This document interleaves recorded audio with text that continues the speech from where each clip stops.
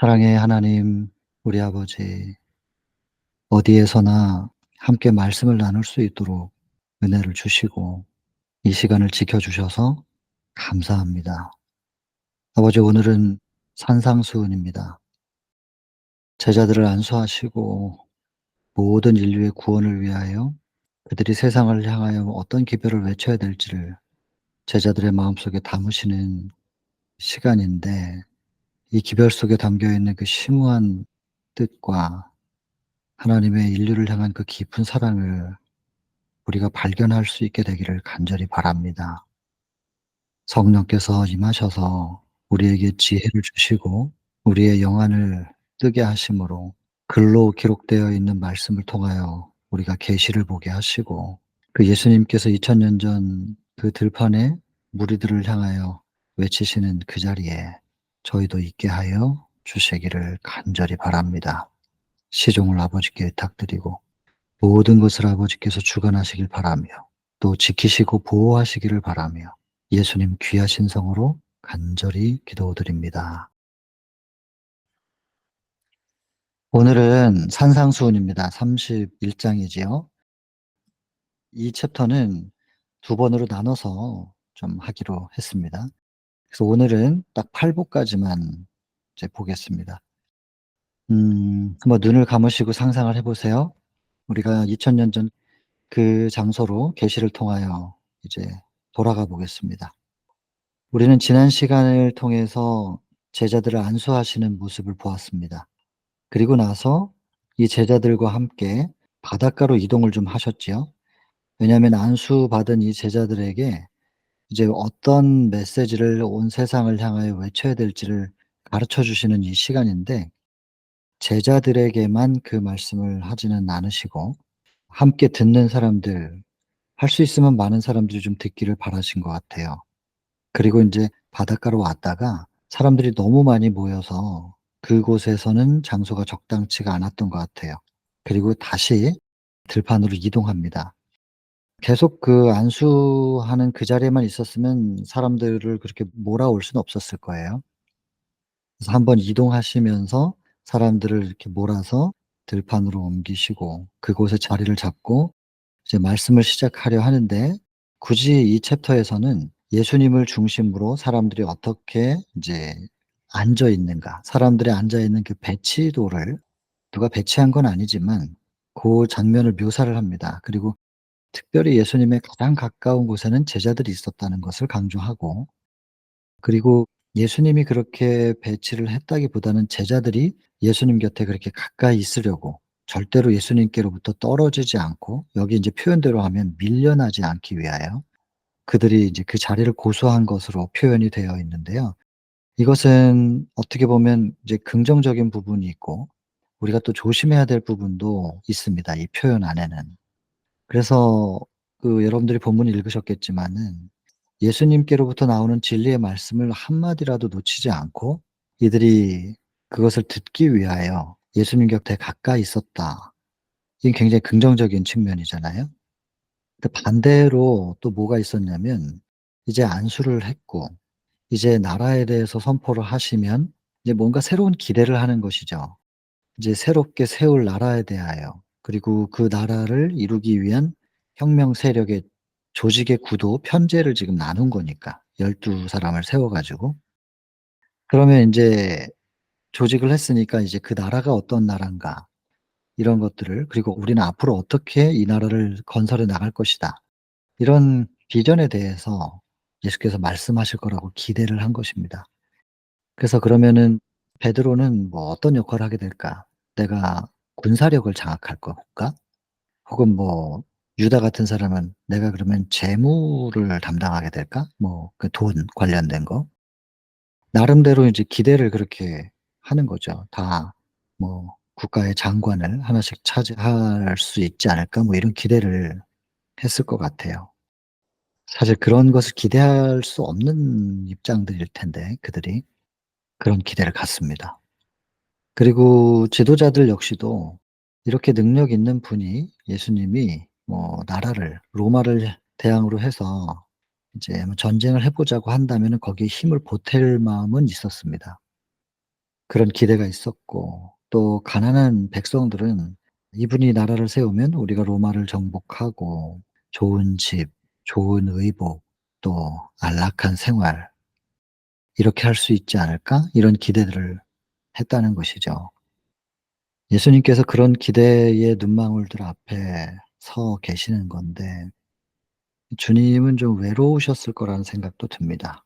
그리고 쓸쓸하셨을 것이고 안타까우셨을 것이고, 그리고 예수님은 이들을 어떻게 하면 이 땅이 아닌 하늘 소망으로 채울 수 있을 것인가. 이 사랑이 깊은 것만큼 고민도 깊으셨을 겁니다. 이 깊이 고민하신 예수께서 놀랍게 표현을 하십니다. "당신들이 생각하고 있는 그 나라의 개념은 잘못된 것이야." 이렇게 지적을 안 하셨다는 거. 이것이 이제 특별히 말씀을 전하는 사람들 입장에서, 제가 이거를 뭐 처음 본 건 아니지 않겠어요, 이 장면을. 근데 이번에 다시 보고 묵상하면서 얼마나 제 자신을 돌아보고 뉘우치게 되는지. 여러분, 어린 아기가 잘 몰라서 칼을 손에 쥐면 그것을 위험하다고 엄마가 달려가서 급히 손에서 뺏으면 아이는 그 상실감 때문에 웁니다. 근데 인제 지혜롭고 여유 있는 어머니는 아이가 좋아하는 다른 것을 내밀죠.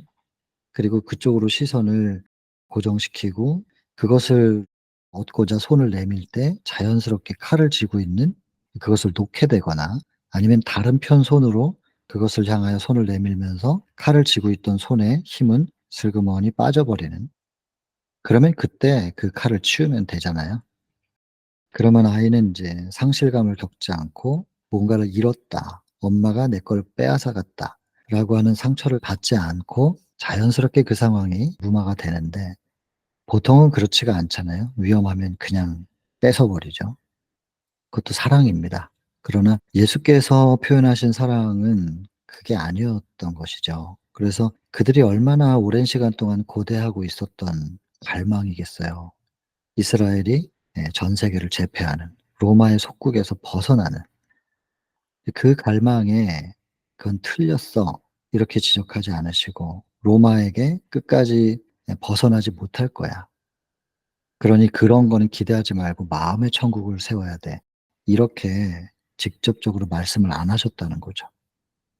그리고는 틀린 것을 틀렸다고 말씀하시기보다는 바른 거, 옳은 거, 그것을 세워서 사람들이 그것을 보고 그쪽으로 눈이 고정될 수 있게, 그리고 헛된 것들은 자연스럽게 힘이 풀리거나 아니면 그것을 놓을 수 있게, 그런 방법을 취하셨다는 것입니다.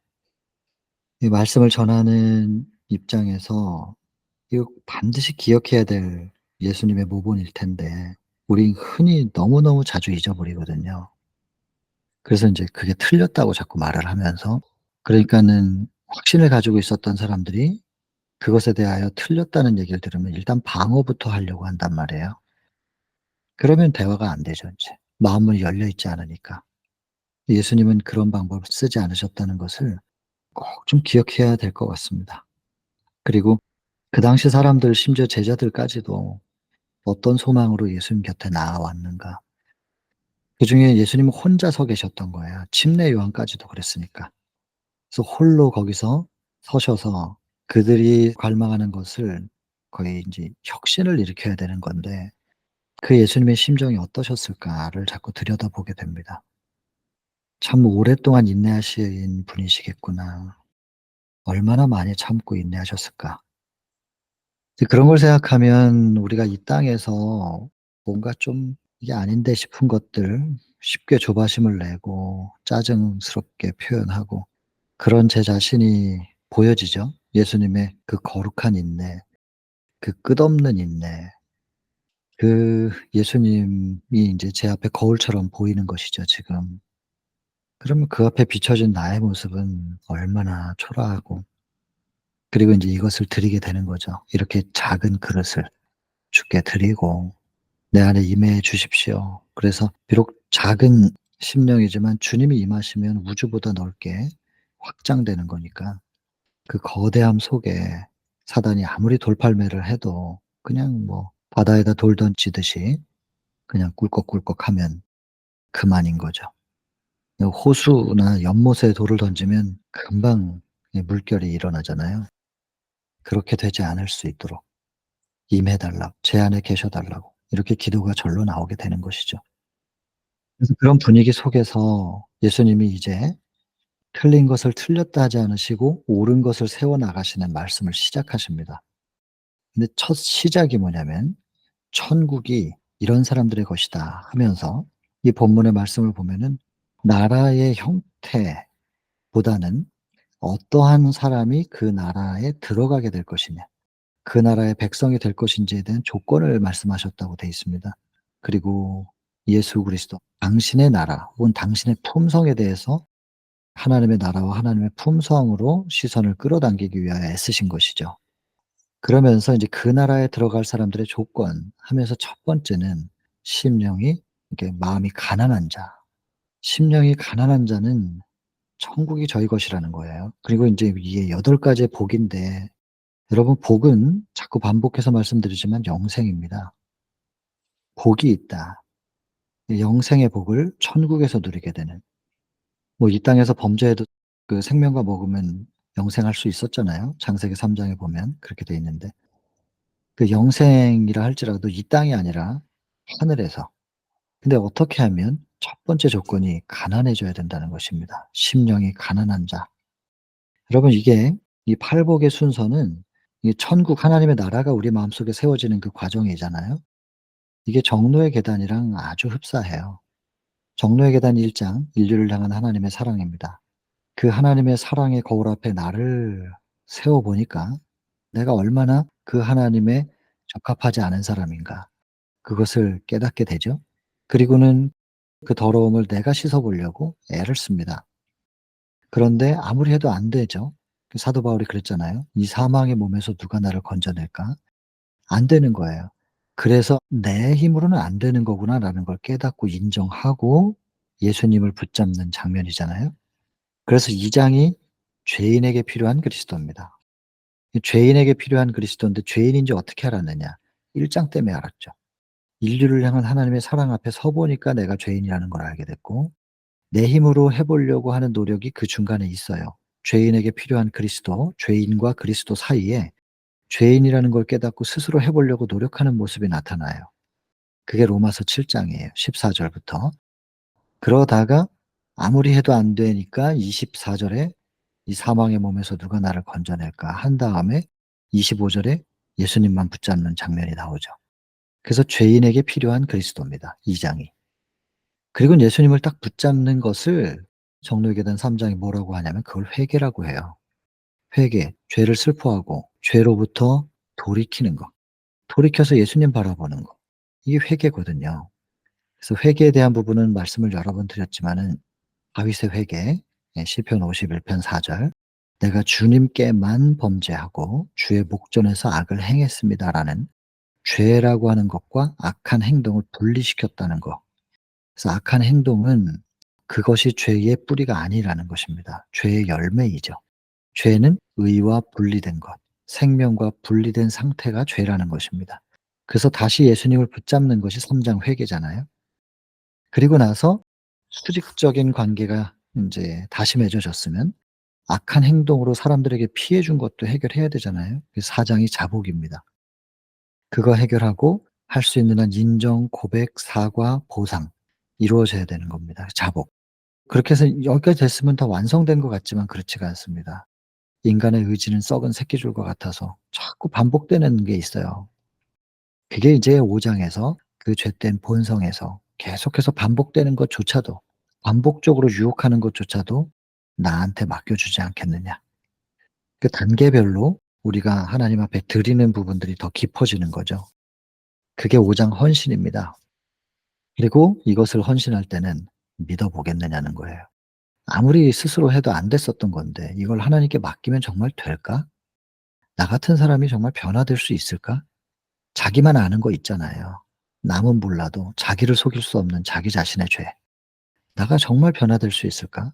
이 지독하게 뿌리 박혀서 빠지지 않는 이 교만과 자존심과 자부심, 이기심 이게 정말로 바뀔 수가 있을까? 안 되죠, 내 힘으로는. 믿어 보겠느냐? 내가 해 줄게. 나한테 맡겨 보지 않겠느냐? 그게 인제 믿음이에요. 믿고 드리는 거예요. 그러면 예수님은 절대로 거절하지 않으시고 받으신다는, 그래서 6 장이 믿음과 받으심이죠. 그리고 믿고 드렸더니 그분이 받아주셨더니 7장 예수 그리스도의 제자 된 증거가 나타납니다. 순종인데, 순종이 곧 뭐냐? 사랑의 봉사죠. 그래서 주변 사람들을 돕는 그 봉사로 나타나기 시작하면서 점점점 자라나요. 8 장.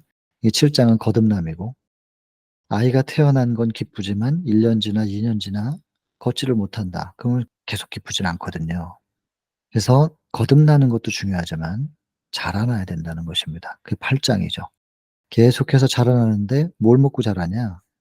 말씀 먹고 자라죠. 먹으면 자라니까. 근데 그 말씀을 성령께서 요리를 해 주셔야 돼요. 성령께서 요리해 주시는 말씀을 먹고 그러면 자라나게 돼 있죠 뭐. 그건 자연스러운 거잖아요. 그 자라나서 어느 정도 성장했어요. 그러면은 이제 한번 일해 보지 않겠느냐. "내가 이만큼 키워 줬으니 너도 일해 가지고 이제는 갚아라." 그게 아니고 이제 성장해서 자기가 일하고 또 자기도 가정을 꾸리고 자녀를 낳아 보니 '아 부모님의 사랑이 이런 거였구나.' 사랑을 알게 되는 겁니다. 그래서 사업과 생애, 하나님의 사업을, 그것도 가장 가까운 가정에서부터, 생애의 일상에서부터 시작을 하는 겁니다.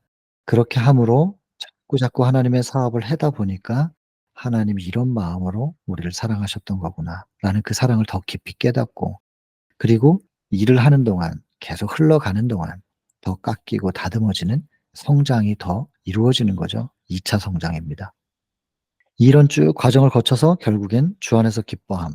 어떤 상황에서도. 그래서 정례 계단 할 때 말씀드렸는데 13장 주 안에서 기뻐함 챕터에서는 절대 평안 절대 자유입니다. 물론 중간에 의혹을 얻지 않고 있어요, 12 장에. 그 과정까지 다 거쳐서 이제 침례 요한처럼 "오실 이가 당신입니까? 아니면 또 다른 이를 기다려야 되는 겁니까?" 의혹이 생긴 거죠. 그러나 그것조차도 말씀으로 극복을 하고 나니까 주 안에서 기뻐함. 이제는 아무도 없는 그 몇 평 안 되는 감옥 안에서 그냥 목이 잘려 죽는다 할지라도 흔들리지 않는 절대 평안, 절대 자유. 스데반의 얘기했잖아요. 돌 맞으면서도 빛나요. 베드로는 내일 사형 집행인데 오늘 편안하게 잠들어요. 절대 자유, 절대 평안. 흔들지 못해요. 세상이 어쩌지 못하는 상태. 주 안에서 기뻐하는. 거기까지 가는 단계가 13 단계인데 이 팔복도 거의 순서가 같습니다. 그래서 첫 번째가 심령이 가난한 자. 이것이 이제 정로의 계단 1 장과 2 장을 같이 연결한 경험이죠. 그래서 사도 바울이 빌립보 3장 6 절에 "나는 율법의 의로는 흠이 없는 자였다." 자신만만했던 사람. 그런데 로마서 7장 9 절에 "내가 전에 법을 몰랐었다." 고백하는 거예요.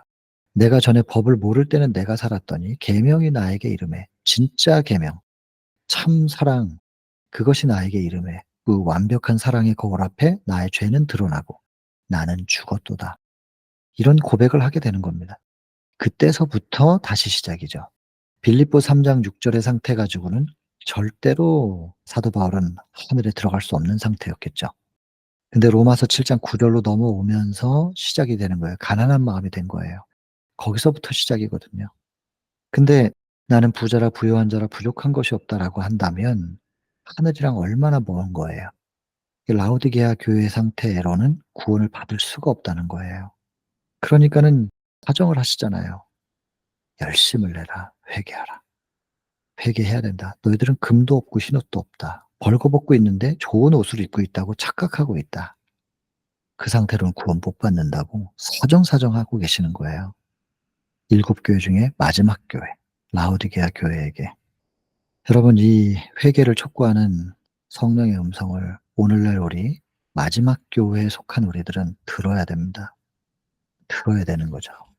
이게 들려야 되는 거거든요. 귀 있는 자는 성령이 교회를 향하여 하시는 말씀, 그 음성을 들을지어다. 제발 좀 귀를 열고 들어 줘라. 사정하고 계시잖아요. 그다음에 뭡니까? 심령이 가난해져 보니까 이제 정로계단 3 장이 이제 회개인 것처럼 팔복의 두 번째가 애통하는 자거든요. 인제 애통하는 자 그러면 스가랴 12장 10 절. 내가 다윗의 집과 예루살렘 거민에게 은총과 간구하는 심령, 성령입니다. 부어 주겠다. 너희가 그렇게도 간절히 구하니 내가 부어 줄게. 성령 주시겠다는 거죠. 성령을 받고 나서 보니 이제 십자가가 제대로 보이고, 우리의 십자가 아니고 로마 군사가 찌른 예수 그리스도 아니고 나의 십자가, 나의 죄 때문에 돌아가신 예수님이 보이는 겁니다. 거기서 이제 애통이 터지는 거예요. 복자를 잃은 것 같은, 장자를 잃은 것 같은. 이거는 죄를 자각시키고 통회하게 하는 성령에 의해서만 이루어질 수 있는 회개인 것이죠. 그래서 대부분 여기 인제 본문에 보면은 나의 죄된 어떤 행위 때문에 내게 어떤 결과가 이를 것을 생각하면서, 부정적인 결과 생각하면서 슬퍼하고 그것에 대하여 회개하는데, 그것은 "회개가 아니다." 이렇게 적혀 있잖아요. 그런 회개는 회개가 아니라는 거예요.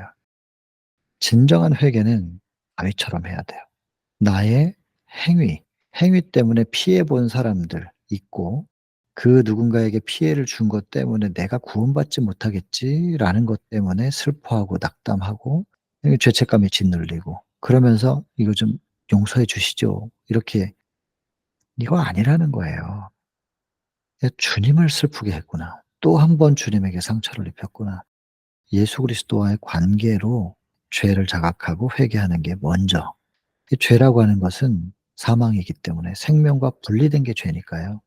다시 연결돼야죠. 생명과 의와 사랑과 다시 연결되는 게 회개고, 분리돼 있을 때 나타난 결과, 당연히 사망 상태가 된 사람에게서는 구더기가 생기는 거니까 썩은 냄새가 나는 거고, 그것 때문에 피해를 입힌 사람들은 그다음 보상해야죠. 사과도 하고 보상도 하고.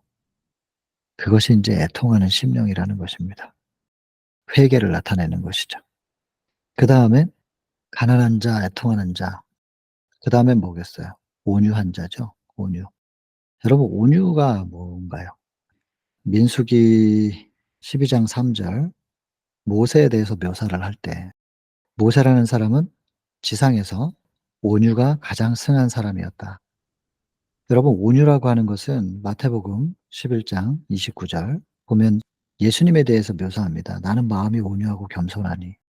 그래서 이 온유라고 하는 부분이 인제 믿음이라고 제가 말씀을 드렸었고, 나중에 34장 보면 또 나오게 됩니다. 초청 장면에서 다시 한번 보게 될 텐데, 이 프라위스라고 하는 헬라어 원문에 이제 온유라고 하는 그 단어의 뜻은 통제된 힘, 길들여진 힘, 말씀을 뭐 예전에 드렸었기 때문에 넘어가겠습니다. 그래서 제가 그 야생마와 길들여진 말의 예를 들어 드렸잖아요. 야생마는 늙은 말과 경주를 했을 때 절대로 이기지 못합니다. 야생마는 힘의 상징이고 늙은 말은 뭐 힘이 없지만, 그러나 차이가 있어요. 야생마는 자기 등에 누가 올라타는 걸 용납을 안 해요. 근데 늙은 말은 비록 늙었어도 길들여져 있어요. 주인이 자기에게 고삐를 씌우고 "가자." 하면 주인은 항상 나에게 좋은 곳으로만 인도했다는 걸 믿는 겁니다. 그래서 자기 인생의 고삐를 주인께 맡겨 드리고 주인이 가자고 하는 곳으로 힘을 집중해서 써요, 늙어서 힘이 없어도. 그러니까 100번 하면 100번 다 이겨요. 근데 보통 이걸 질문하면 대부분 야생마가 이긴다고 생각하거든요. 왜냐하면 힘이 셀 것 같으니까, 야생마는. 힘으로 하는 게 아니라는 거죠. 믿음으로 하는 거죠. 주인을 믿고 고삐를 맡겨 드리는. 이게 인제 그 원래 뜻입니다. 그 프라이스라고 하는. 그것을 온유라고 인제 번역을 한 건데요. 왜냐하면 예수님을 마음속에 믿음으로 영접한 사람들에게는 항상 부드럽고 따뜻함이 있어요. 절대 자유, 절대 평안, 아직까지 거기까지는 못 갔다 할지라도 예수 그리스도로 인하여 막연해도, 아직 그 상태에서는 막연하다는 표현이 적당할지 모르겠어요. 그 막연하게라도 믿기 때문에 그냥 흔들림 없이 일단은 가 보는 거예요. 그래서 부드럽고 따뜻할 수 있어요. 쉽게 흥분하고 자극되지 않고. 이 믿음과 온유는 그래서 같이 가는 겁니다, 같이. 그래서 이렇게 온유, 그럼 믿는다는 거거든요. 온유가 믿음이고, 그렇게 되면은 요한복음 12장 32 절에 "내가 들리우면 모든 사람을 내게로 이끌겠노라." 예수님이 높여지면 사람들은 내가 이끌어오겠다. 제가 이 말씀을 온유한 자에게 약속된 그 땅을 기업으로 얻는다라는 말씀과 왜 연결시키냐면, 여러분 이 땅이라고 하는 것은 우리가 발 딛고 있는 이 땅만 얘기하는 건 아니죠. 창세기 3장 23 절에 보면 "너희는 에덴에서 나가서 너희의 근본된 토지를 갈라." 그래서 그냥 토지를 갈라 그랬으면 다 농사 짓고 살아야 되는데 근본된 토지, 이 수식어가 붙어 있단 말이에요. 그거는 우리의 마음의 근본을 얘기한단 말입니다. 그래서 창세기 3장 14 절에도 뱀에게 하나님께서 "너는 이렇게 했으니깐 이제 저주받아 가지고 이제 배로 기어다니고 이제 날아다니지 못하는 거예요. 기어다니고 동심토록 흙을 먹을 것이다." 근데 뱀이 흙 먹고 살지는 않거든요. 이게 흙이 뭐냐면 인제 19 절에 보면 "너는 흙이니" 아담에게 말씀하시죠. "너는 흙이니 흙으로 돌아갈 것이다." 흙이라는 거, 그리고 근본된 토지, 이게 전부 사람을 말해요. 사람의 심령을. 그 뱀은 계속해서 인제 흙을 먹는다는 것은 사람들을 먹는다는 것이고, 그 뱀의 먹잇감이 될 사람들, 그 사람들을 사단으로부터 빼앗아 오는 거, 그게 인제 땅을 얻는 거죠. 그래서 이 땅에 발 딛고 산 그 땅도 전혀 포함이 안 되는 것은 아니지만 우리가 이걸 이중으로 적용을 해야 된다는 것입니다. 땅을 기업으로 얻는다는 것이 민족적으로 그게 의미가 있어요, 이스라엘에게. 그러면서 동시에 오늘날 우리에게 적용된다면 그것은 '내가 몇 평의 땅을 갖고 있어.' 이게 아니라 사람들의 심령, 그 마음밭을 얘기하는 것을 그렇게 적용을 반드시 해야 될 거라고 저는 생각합니다. 그래서 믿음으로 사는 사람은 예수님을 영접한 것이고, 그 사람이 예수님을 높이게 되면 '모든 사람을 내게로 이끌겠다.' 예수께서, 내 안에서 높여진 예수께서 사람들을 모으시면 그 사람들이 전부 토지예요. 땅이죠. 그 심령의 땅. 그렇게 된다는 것이죠. 그래서 온유한 자. 근데 갑자기 온유가 나타나는 게 아니라 가난한 경험하고, 그리고 '예수님이 필요하시구나. 오직 예수구나.' 하면서 붙잡는 경험, 그리고 예수님 붙잡고 다시 연결되니까 그게 회개죠.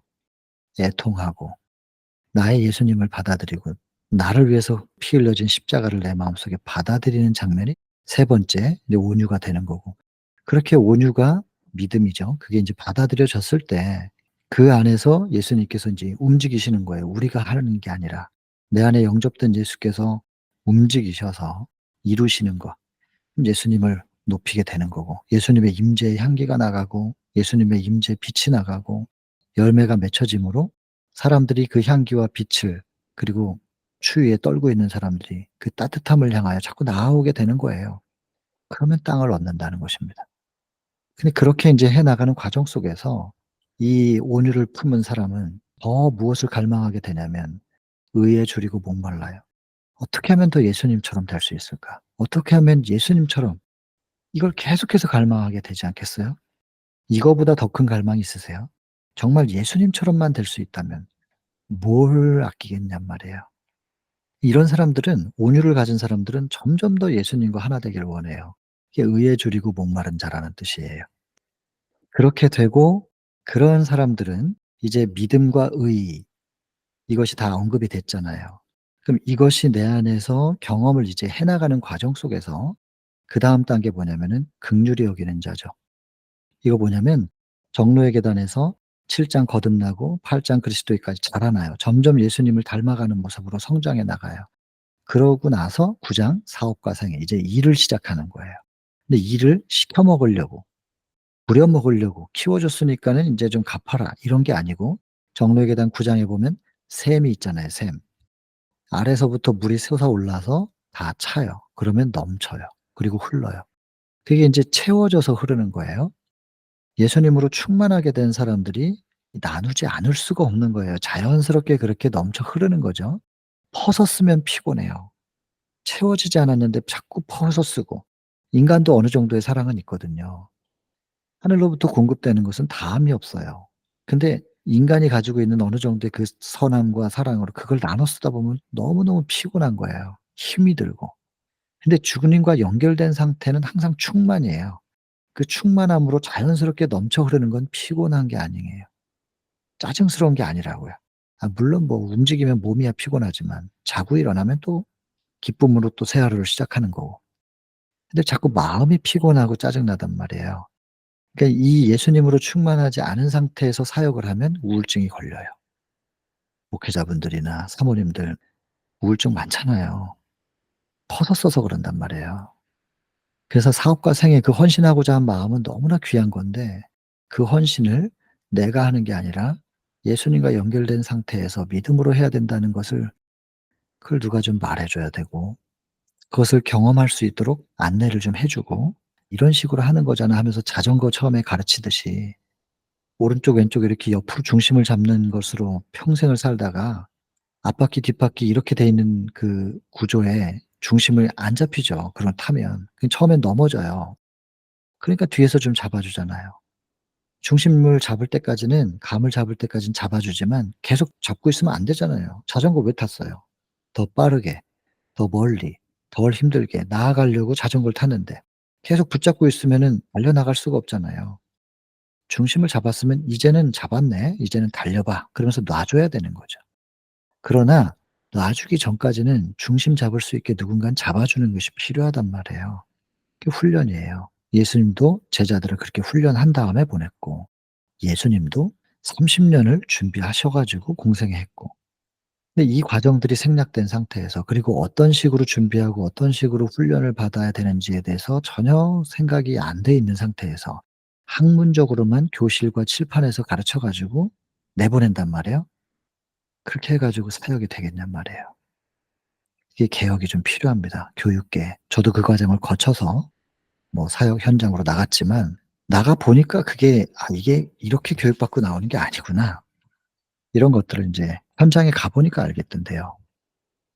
그래서 이 단계대로 넘쳐 흐르다 보면 너무나 자연스럽게 이루어지는 것이고 물이 흘러가면요. 물길이 생기잖아요. 그만큼 깎이는 거예요. 그리고 물이 흘러가면서 돌들이 서로 부딪혀서 다듬어지는 거예요. 더 세련되고 더 예수님을 닮은 모습으로 닮아져 가는 거예요. 그래서 의에 줄이고 목마른 자에게 하나님께서 허락하시는 것은 사랑의 봉사예요. "한번 일을 해 봐." 일을 시키려고 하는 게 아니라 일을 통해서 너가 그렇게도 갈망하던 의가 이루어질 거야. 사랑의 봉사를 통해서 더 다듬어질 거야. 밭이 밭고랑이 예쁘게 만들어질 거야. 해 봐.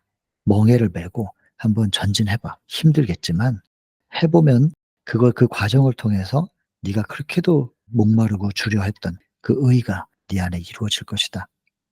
이제 그게 긍휼히 여기는 자는 긍휼히 여김을 받는다는 거예요. 그럼 뭐 목마르다고 배고프다고 그런 사람에게 딱 채워 주기보다는 다른 사람을 긍휼히 여기게 하면서 내 것이 채워지게 하는. 근데 그렇게 해 가지고 밭이 쫙 갈려 놓고 나니까는 마음밭이 갈려 가지고 깨끗해졌네요. 마음이 청결한 자가 되는 거예요. 그게 곧 뭐냐면 성소정결이거든요.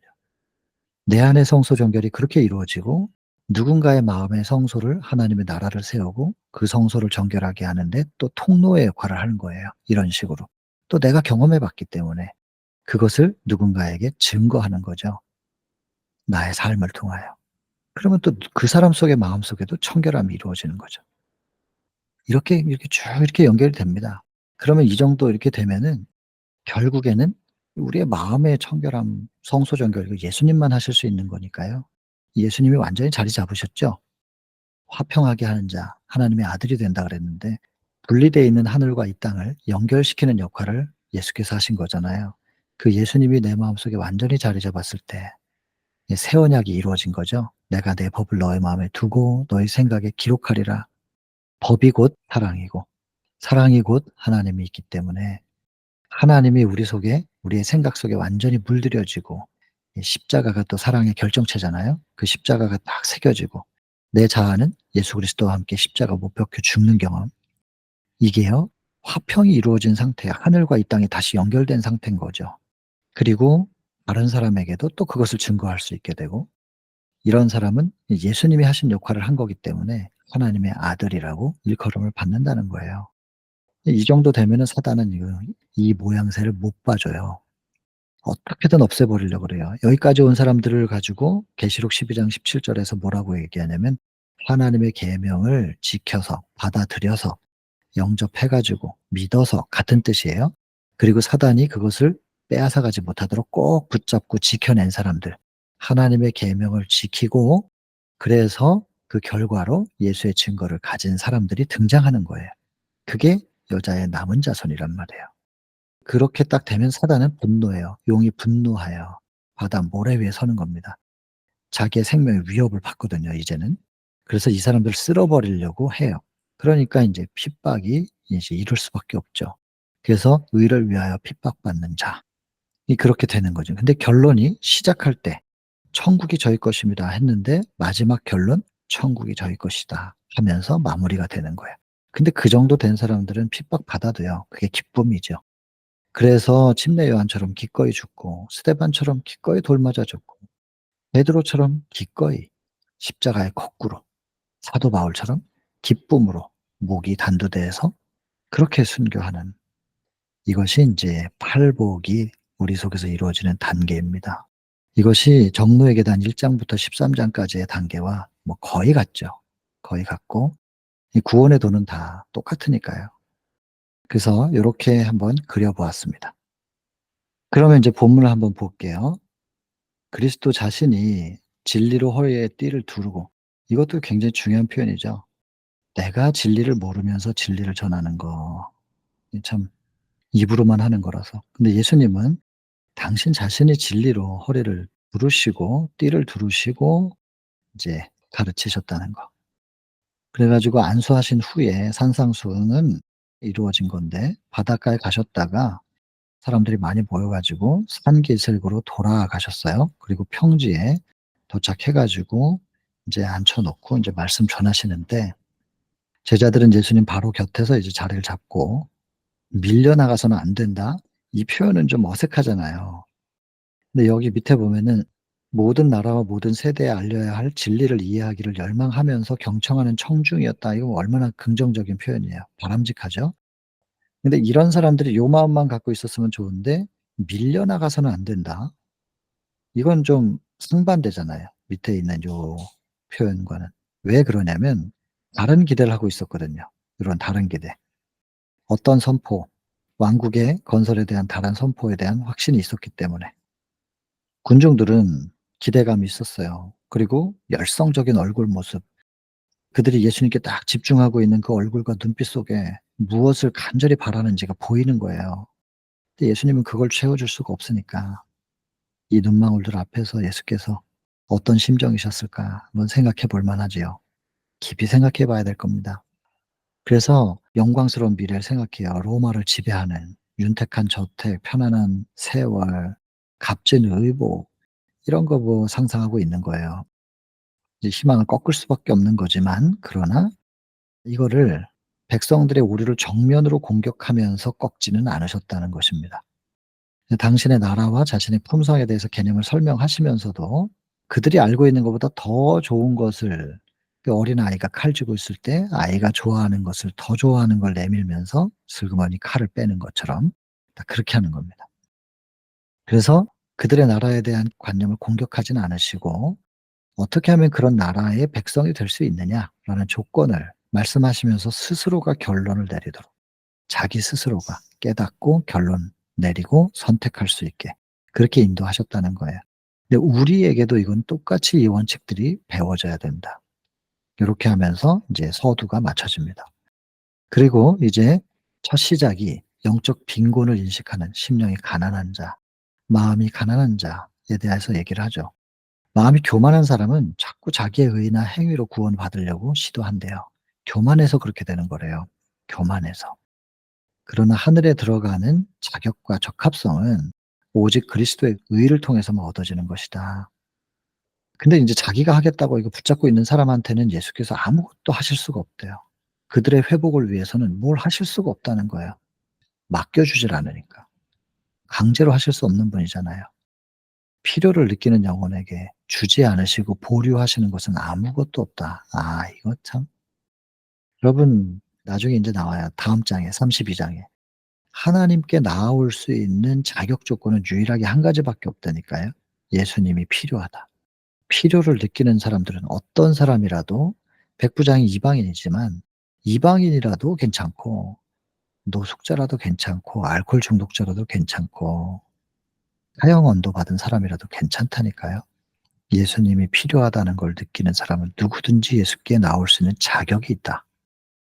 필요를 느끼는 영혼에게 주지 않으시고 보류하시는 것은 아무것도 없다. 여러분, 우리가 필요를 느끼기만 하면 "네가 그게 필요해? 기다리고 있었어." 바로 주시는 거예요, 바로.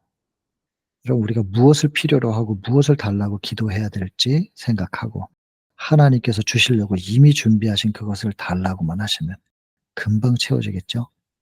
그리고 그것이 이 땅의 그 어떤 것보다도 우리에게 가장 필요한 것인 것을 우리가 먼저 인식해야 될 필요가 있는 거죠. 홍해하고 마음이 겸손한 자와 함께 하시는 분이십니다, 예수님은. 심령이 가난한 자와 함께 하시는 분. 그다음에 애통하는 자. 이것은 회개가 아니다. 이미 설명드렸습니다. 악한 행실이 자신에게 좋지 않은 결과를 초래하기 때문에 슬퍼하는, 이런 슬픔 때문에 하는 거는 회개가 아니라는 겁니다. 죄를 진정으로 슬퍼하는 것은 성령의 역사의 결과니까 회개의 영을 달라고 기도하셔야 돼요. 회개하는 척하는 게 아니라 진짜 회개를 할 수 있게 해 달라고 성령을 간구하셔야 됩니다. 예수께서 승천하시면서 허락하신 그 성령. 이 시대는 성령의 시대입니다. 성령을 거부하고 성령을 왜곡하거나 또 이상한 성령을 만들거나 하면 절대로 진리를 깨달을 수 없을 겁니다. 이 시대는 성령의 시대니까 이 말씀으로 기록한 대로 여기서 보면 회개의 영을 구하라는 메시지잖아요. 진정한 애통하는 회개를 할 수 있도록 죄가 슬프고 죄를 혐오하게 될 수 있는 그런 성령을 저에게 부어 주십시오. 기도해야 되는 겁니다. 그리고 그 성령에 의하여 우리가 성소 바깥에 있던 사람들이 인도함을 받아서 성소 안으로 들어가면 성소 뜰에서 제일 첫 번째 보이는 게 번제단. 그 예수님의 십자가 앞에서 통회가 시작되는 거죠, 애통이. 진짜 회개할 수 있게 해 달라고 회개의 영을 구하셔야 됩니다. 성령 구하셔야 됩니다. 모든 죄로 말미암아 예수께서 다시 상처를 입으셨다는 거. 내 죄 때문에 그분께서 다시 상처를 입으신다는 것. 십자가에 한 번으로 끝난 사건이 아니고 지금도 여전히 계속해서 그 못질하고 있는 거예요, 우리는. 다시 상처를 입히고 있다는 거예요. 우리 때문에 찔림을 받으신 예수 그리스도를 바라볼 때 그때 슬퍼하게 되는 거죠. 이러한 애통이 죄를 버리게 하는 것이다. 내가 죄를 버리는 게 아니라 이러한 예수 그리스도와의 사랑의 관계, 그리고 그 사랑하시는 예수님의 나로 인한 고통, 그것을 느끼면서 내가 애통이 될 때 죄가 버려지는 거죠. 그리고는 죄하고 분리가 되는 거죠. 구하셔야 됩니다. 성령 구하셔야 됩니다. 오직 성령. 쭉 읽어 보시고요. 죄를 자복하라.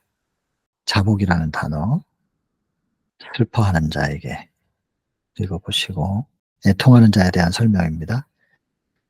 그리고 뭐 이런 시련이나 이런 것들 초조해하거나 불평하지 말아야 된다는 거예요. 왜냐하면 이런 모든 과정들이 우리의 심령을 가난하게 해 주니까. 그리고 애통할 수 있게 해 주니까. 엘리야, 이제 죽었으면 좋겠다고. 근데 하나님 계획은 그게 아니잖아요. 이 땅에서 그렇게 죽는 거 아니기 때문에. 근데 이 과정이 엘리야를 겸손하게 했거든요. 심령이 가난하게 했고 애통하게 하고 이끄시는 과정인 거죠. 시련 속에 하나님이 계십니다. 예수님은 십자가에서 못 보셨는데 나중에 나옵니다. 78 장에 보면 78 장, 79 장에 예수님의 십자가 장면이 잘 묘사되어 있는데 나중에 거기 가게 될 거예요, 우리가. 하나님이 계셨어요, 예수님 곁에. 근데 예수님 못 느끼셨죠. 그래서 그냥 믿으신 거예요. 느낄 수가 없으니까 믿으셨던 거예요, 예수님이. 그래서 뭐 바라는 것들, 보지 못하는 것들의 증거고 실체잖아요. 예수님도 그냥 믿으셨던 거예요. 시련 속에 하나님이 반드시 계실 겁니다. 오늘날 우리를 둘러싸고 있는 시련, 고통 있겠지만 그 속에 하나님 계십니다. 우리가 못 봐서 그렇지. 그리고는 반드시 그 시련 속에서 우리에게 목적하신 바, 우리의 구원을 위해서 꼭 필요한 것을 다 이루시면 그 시련은 거두실 거예요. 틀림없습니다. 그래서 제가 그냥 머릿속에 떠오르는 말로 드리는 말씀이 아니고 계속 선교지에서 걷다 보니 알게 된 거거든요. 틀림없을 거예요. 그래서 한번 믿음으로 전진해 보죠, 우리 같이. 그다음에 인제 온유, 믿음입니다. 이거 믿음. 여기 보면 그리스도 안에 숨은 온유함 있잖아요. 그리스도 안에 숨겨져 있어요, 우리는. 근데 그리스도 안에 숨겨져 있다. 곧 그리스도라는 방패 뒤에 딱 있는 거예요. 그럼 뭐 비바람이 아무리 쳐도 거대한 우산 안에 딱 있으면 비 안 맞고, 화살이 아무리 날라와도 거대한 그 방패 들고 딱 그 밑에 있으면은 화살 안 맞고, 숨어 있는 상태는 편안해요. 그래서 온유할 수 있는 거예요. 따뜻하고 부드러울 수 있고 막 흥분되고 불안해하고 그렇지 않고 늘 편안해요. 그래서 모세 같은 사람이, 이스라엘 백성들이 가뜩이나 말도 잘 안 듣지만은 애굽에서 노예 생활을 하다 보니까 이제 채찍에 의해서만 컨트롤이 돼 가지고 인제 채찍을 안 들면은 말을 안 듣거든요. 이런 사람들을 인도하려면, 모세 같은 그런 사람들을 인도하는 것은 나이 40 대의 모세는 안 돼요. 그 일을 못 해요. 그때는 능력이 있어요. 모세가. 자기가 너무 똑똑하고 지상에서 가장 지혜로운 사람이었다 그랬거든요.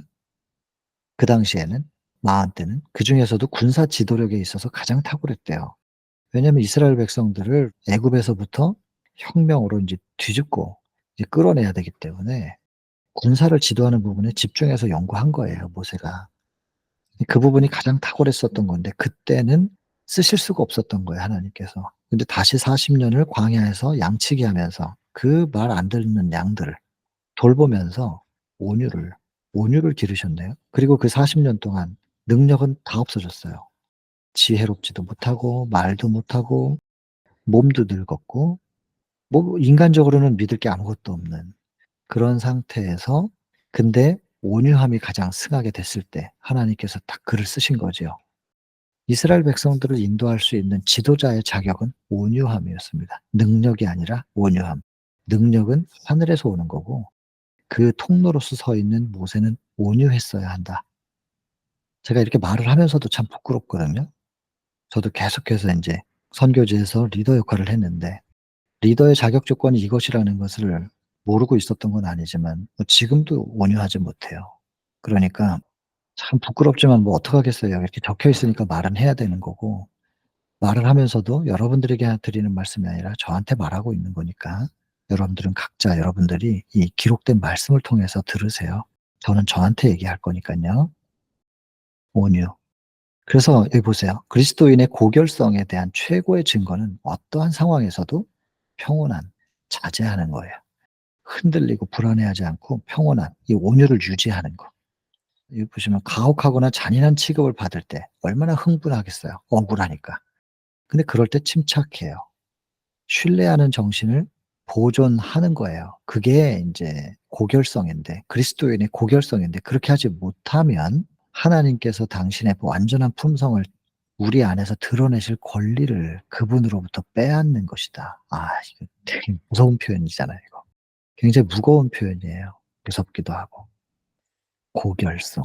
그리스도인의 고결성. 그것은 어떠한 가혹한 취급을 받고 잔인한 취급을 받아도 침착한 거, 자제하는 거. 아, 그냥 이거는 우리가 스스로 시도하려고 자체를 하지 말아야 돼요. 시도 자체를 하지 말고 평상시에 연습을 해 놔야 돼요. 환경이 어려울 때 예수님을 딱 묵상한다. 시대의 소망 1 장, 임마누엘 2 장, 선택된 백성 3 장, 때가 참에. 이러면서 예수님의 발자취에 딱 집중을 하는 순간 다른 것들은 싹 잊어버리는 그 경험을 평상시에 훈련시켜 놔야 될 거예요. 그래서 딱 어떤 상황이 닥쳤다. 그러면 예수님 하면서 예수님의 생애를 머릿속에 싹 그려 나가고 한참 눈 감고 생각하다가 눈 떠 보니까 주변 상황이 정리돼 있는, 이런 것은 경험을 해 봐야 됩니다. 이걸 시도하고 시도했을 때 경험을 통하여 맛을 보지 않고서는 나중에 갑자기 가혹하게 취급받고 잔인한 취급받고 억울한 일을 당했을 때 침착함을 유지할 수는 없을 겁니다. 갑자기 되지는 않으니까요. 훈련해야 돼요, 훈련. 이런 사람들은 하늘과 연결돼 있다는 증거라는 거죠.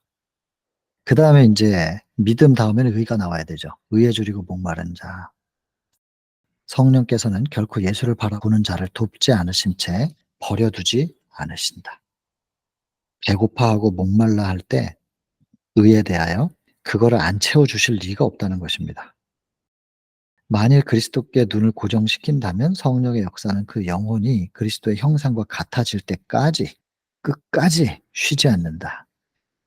이거 얼마나 용기가 됩니까? 눈을 고정시키기만 한다면, 그리고 나 배고파요. 의에 대해서 배고프고 내가 목말라요. 다른 게 아니고 의에 대해서 내가 목마르다니까요.